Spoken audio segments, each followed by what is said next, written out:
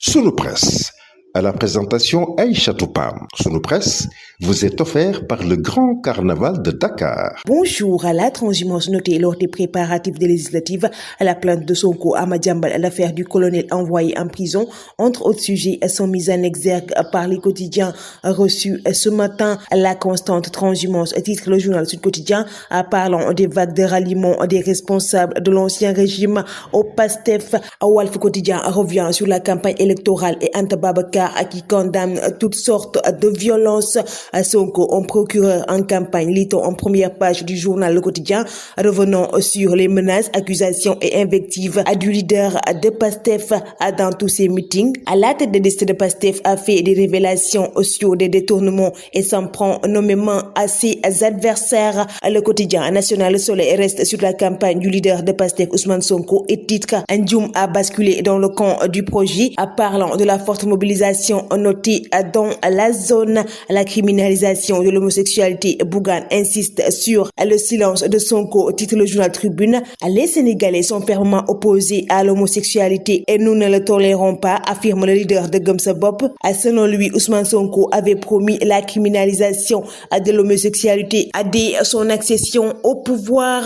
Sonko traîne Madiambal en justice, lit-on dans le quotidien Les Échos. Les attaques contre le premier ministre à l'origine de la plainte, Madiambal prend ses devants et écrit au procureur.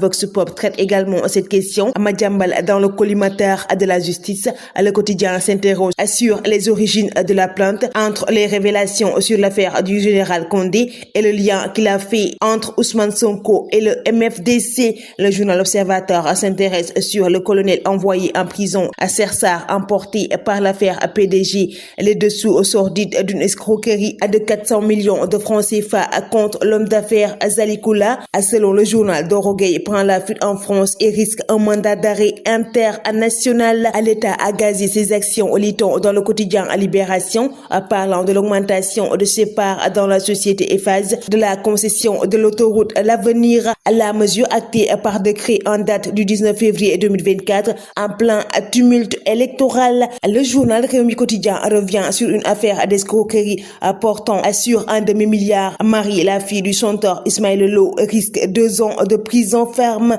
à coup d'éclat au biennal. Lit-on dans le journal Enquête, la 15e édition lancée de fort belle manière. Venu présider l'ouverture, Bassirou Diomaye Faye s'est engagé pour une politique culturelle tournée vers la jeunesse et l'innovation. Sadio enquête d'un 3e but, à titre le journal Record, parlant du match devant opposer Al Riyad à Al Nasr.